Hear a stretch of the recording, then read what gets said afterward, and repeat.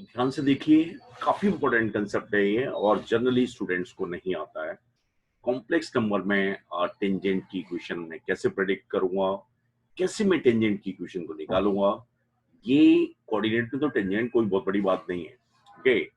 लेकिन स्टूडेंट्स को complex number में टेंजेंट की इक्वेशन निकालने में दिक्कत आती है एंड आज के बाद वो दिक्कत नहीं आएगी। नाउ फोकस करिए। लेट मेरे पास ये जेड नॉट है, सेंटर है इसका, तो इसकी इक्वेशन में कैसे लिख सकता हूँ? सर्किल की equation mod z minus z not equals to r, ऐसे होगी। जेड क्या है? Z is the variable point lying on a circle and z not is the centre and r is the radius of the circle, okay.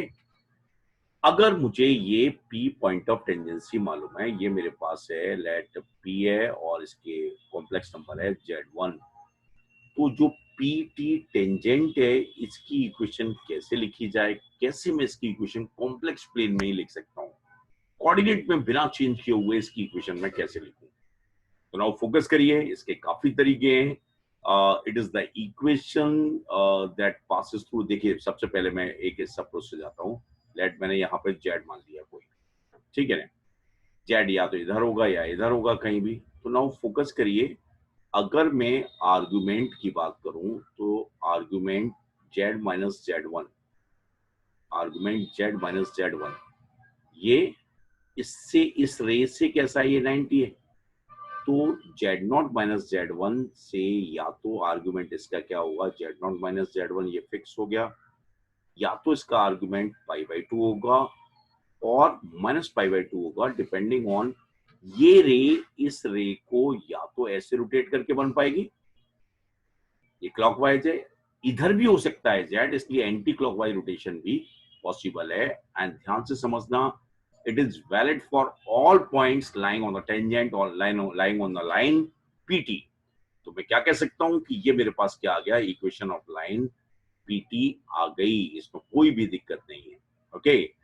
अगर मैं इसे दूसरे तरीके से रिप्रेजेंट करूं तो एक दूसरा तरीका मेरे पास ये हो सकता है कि अगर इस कॉम्प्लेक्स नंबर का आर्गुमेंट कितना है, जेड माइनस जेड नॉट, इसका आर्गुमेंट पाई बाई टू है, तो इसका मतलब क्या है कि इसमें रियल पार्ट नहीं है, तो मैं I can represent it as I lambda. ऐसे भी मैं इस इक्वेशन को लिख सकता हूं ना। ध्यान से समझिए, यहां पर लेमडा क्या है, पैरामीटर है, may be positive may be negative.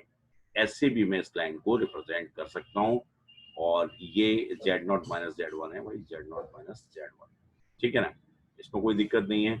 या फिर आप सिंपली ऐसे भी लिख सकते हैं कि ध्यान से समझना, ये मेरे पास ये जो रे है, अभी मैंने क्या किया कि इस पहले ये कंक्लूजन निकाला रोटेशन की हेल्प से एंड इसकी हेल्प से मैं यहां पे आया, तो इस इक्वेशन को मैंने रिप्रेजेंट किया, ओके।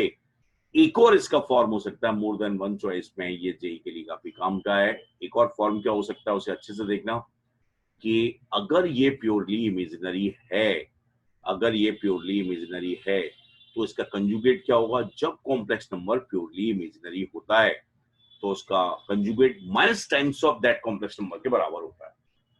क्योंकि ये कॉम्प्लेक्स नंबर प्योरली इमेजिनरी है तो इसका कंजुगेट कितना आएगा? कंजुगेट डिस्ट्रीब्यूट हो जाएगा, Z conjugate minus Z one conjugate upon Z not conjugate minus Z one conjugate, ये आएगा minus of this, minus of Z minus Z one upon Z Z not minus Z one, okay. और भी तरीके possible हैं कि और क्या possible है, लाइक आप ये लिख सकते हैं, यहाँ पे अगर कॉम्प्लेक्स नंबर लाई करेगा तो पाइथागोरस भी अप्लाई कर सकते हैं डिस्टेंस से, mod of Z minus Z one का square plus mod of Z not minus Z one का square equals mod of Z minus Z one Z not का स्क्वायर।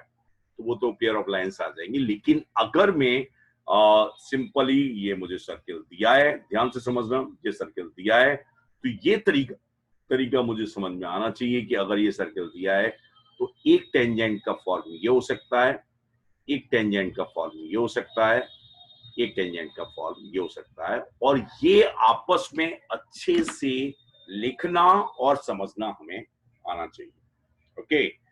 ध्यान से सुनिए, दोबारा सुनिए, जिनको नहीं दिक्कत है इस पर रोटेशन को रिवाइज करिए कि ये जो रे है, इस रे को या तो मैं एंटी क्लॉकवाइज पर घुमा के ये रे बना सकता हूं, या क्लॉकवाइज घुमा के ये रे बना सकता हूं।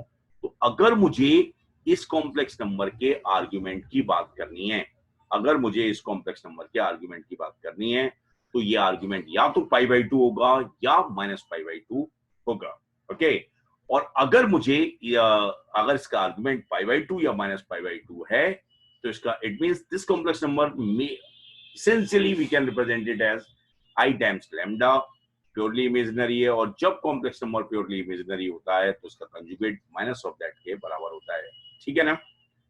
तो ये भी टेंजेंट की इक्वेशन है, ये भी टेंजेंट की इक्वेशन है, और ये भी टेंजेंट की इक्वेशन है। ओके,